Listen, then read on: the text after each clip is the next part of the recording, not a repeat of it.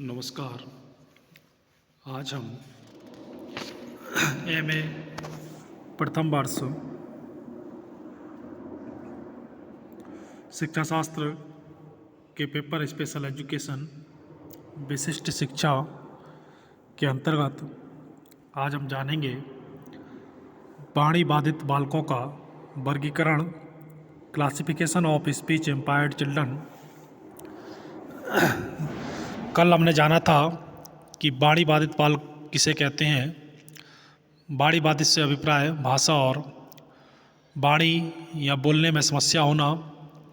सामान्य कक्षाओं में वाणी बाधित और सामान्य रूप से भाषा में बाधित बालक होते हैं।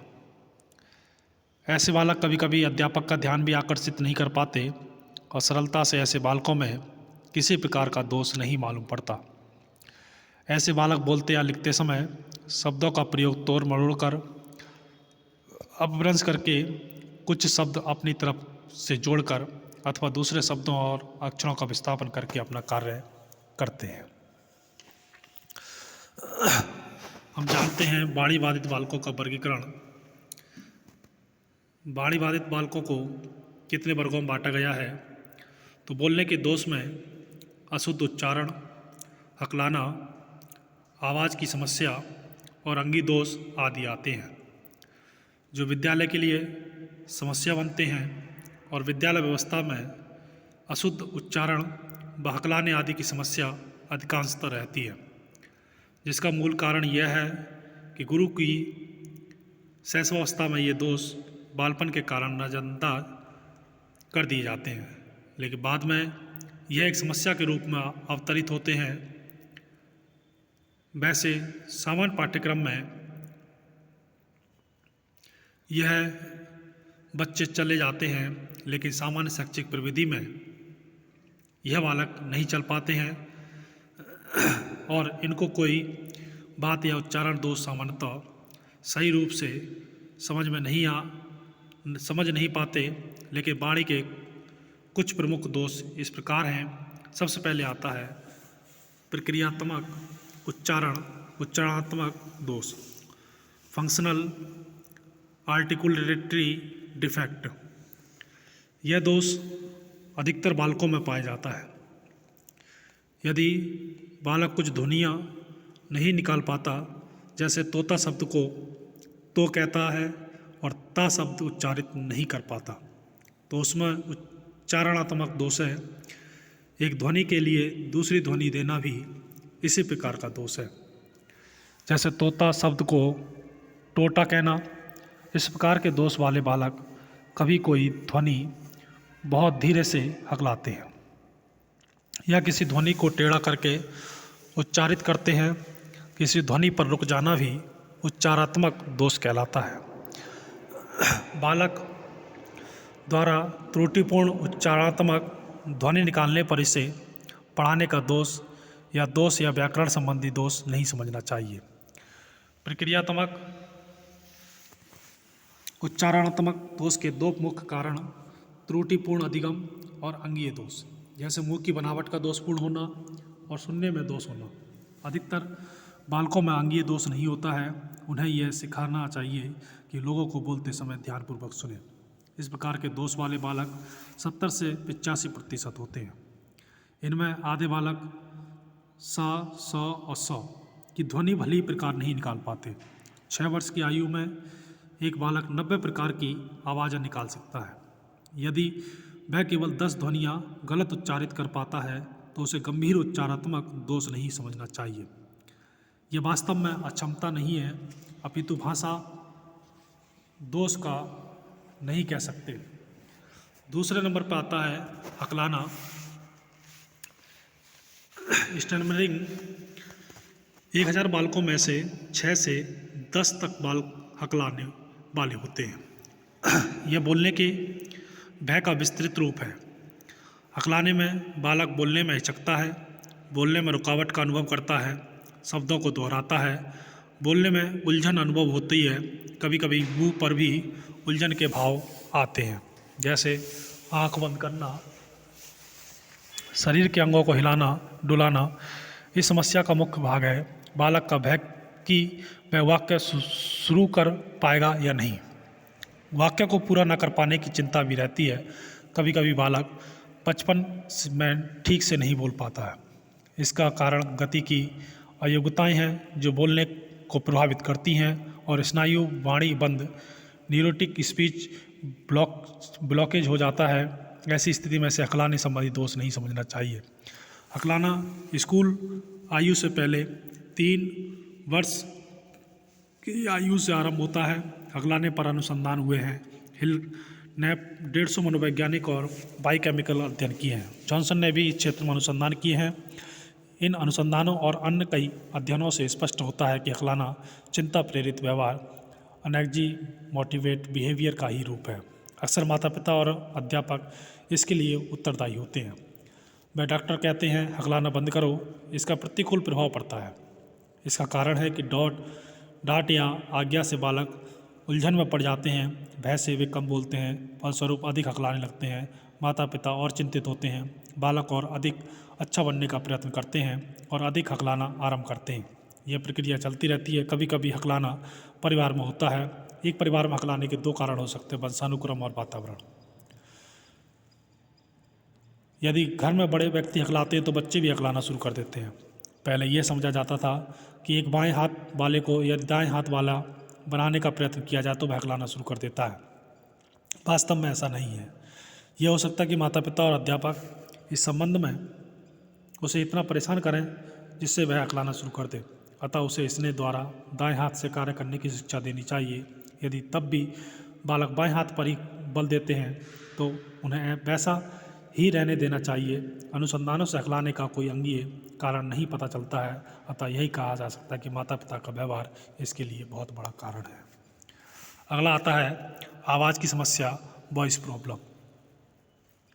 आवाज़ की समस्या भी एक बड़ी समस्या है, क्योंकि सामान्यतः इसे दोष नहीं माना जाता, जबकि कर्टिस ने इस पर विस्तृत अध्ययन किया। मनुष्य की आवाज़ का स्वर स्तर, उच्चता और गुण द्वारा किया जा सकता है।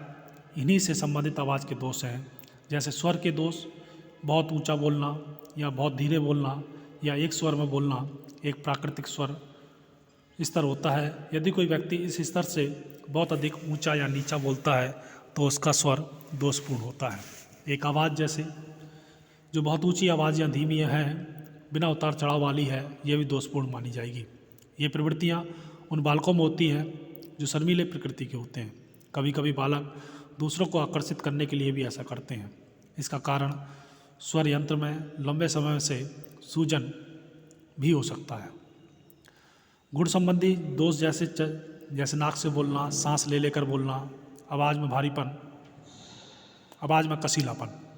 नाक से बोलने के कारण कम मुंह खोलना और होठों को कम चलाना है। सांस ले लेकर बोलने का कारण स्वर तंत्रों जो वोकल कॉर्ड्स होते हैं उसमें अधिक हवा का आना जाना है। यह भय अथवा अन्य गलत आदतों के कारण होता है। भारीपन का कारण स्वर यंत्र और स्वर तंत्र में सूजन होना। यह जुकाम या स्वर यंत्र में सूजन के कारण हो सकता है। स्वर में कसीलेपन का कारण बोलने में अधिक जोर देना है। अध्यापक को किशोरावस्था में होने वाले आवाज़ के परिवर्तन से परिचित होना चाहिए, ताकि वह इस परिवर्तन को आवाज़ के विभिन्न गुण संबंधी दोष ना समझ लें। उसे गंभीर गुण संबंधी दोषों के लिए बालक को डॉक्टर को दिखाना चाहिए। उसके कान, नाक और गले का इलाज कराना चाहिए। अगला आता है अंगीय वाणी के दोष, ऑर्गेनिक स्पीच डिफेक्ट्स। सन 1800 में एक बालक प्रायः हेयरलिप या तालु प्लेट द्वारा पीड़ित होता है। तालु प्लेट में वायु मुंह और नाक के छेद से बिना रुकावट के आती जाती है, अतः बालक नाक से बोलने लगता है। प्राय ऐसी स्थिति में पा, बा और टा, डा, का, जा वह नाक से बोलते हैं। अन्य शब्द भी नाक से बोल सकता है। हेयरलिप को जन्म के बाद शल्य चिकित्सा द्वारा ठीक किया जा सकता है। कठोर और मुलायम तालु को भी शल्य चिकित्सा द्वारा ठीक किया जा सकता है। अगर इस प्रकार ठीक नहीं होता है तो ना तो शल्य चिकित्सा और ना ही ऑब्टरेटर्स बोलने के दोष को पूर्णतः दूर कर सकता है। फिर भी अंगीय दोषों को दूर करने का प्रयत्न अवश्य करना चाहिए। उसके सामाजिक समायोजन की ओर भी ध्यान देना चाहिए। मानसिक पक्षाघात को कुछ लोग संक्रामक लकवा मानते हैं। ये अनेक प्रकार के हो सकते हैं, जैसे संक्रामक है, शारीरिक है या गति विभ्रम है। 75% मस्तिष्कीय पॉलिसी से पीड़ित बालकों को पढ़ाया जा सकता है। इसके लिए उन्हें शारीरिक रूप से ठीक होना चाहिए। असंतुलित भोजन, गर्भाशय के समय दोष, पैदा होते समय की चोट, बचपन की आघात मस्तिष्कीय पॉलिसी रोग का कारण हो सकता है। प्राय ऐसे बालक जिन्हें मस्तिष्कीय पॉलिसी होती है का बोलना अस्पष्ट, धीमा, जोर देकर और झटके वाला होता है। इसकी ध्वनि अनियंत्रित होती है। ऐसे बालकों के साथ सामाजिक और शैक्षिक सामंजस्य की समस्या हो सकती है। अगला आता है कम सुनने वाले बालकों के साथ वाणी की समस्या। बोलने की समस्या कभी कभी कम सुनने वाले बालकों के साथ भी होती है।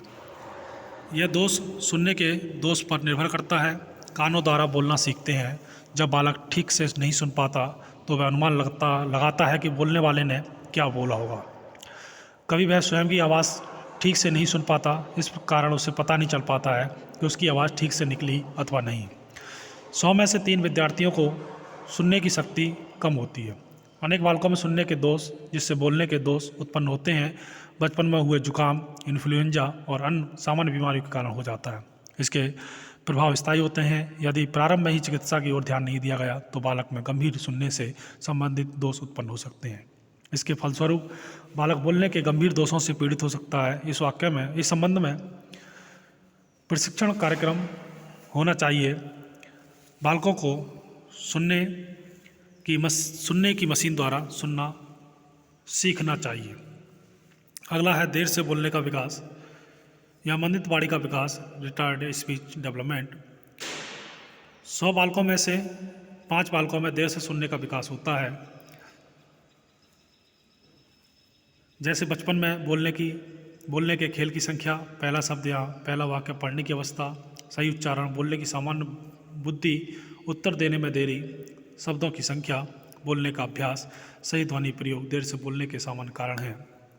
मानसिक असमानता या बीमारी या शारीरिक योग्यता, बोलने के उद्दीपन का अभाव, माता पिता का चुप रहना, माता पिता द्वारा कठोर व्यवहार देना या डांटना, सदैव क्रोध या शर्म करना अथवा संकोची होना। तो ये थे बाणे बाधित बालकों के प्रकार या वर्गीकरण, classification of speech impaired children. धन्यवाद।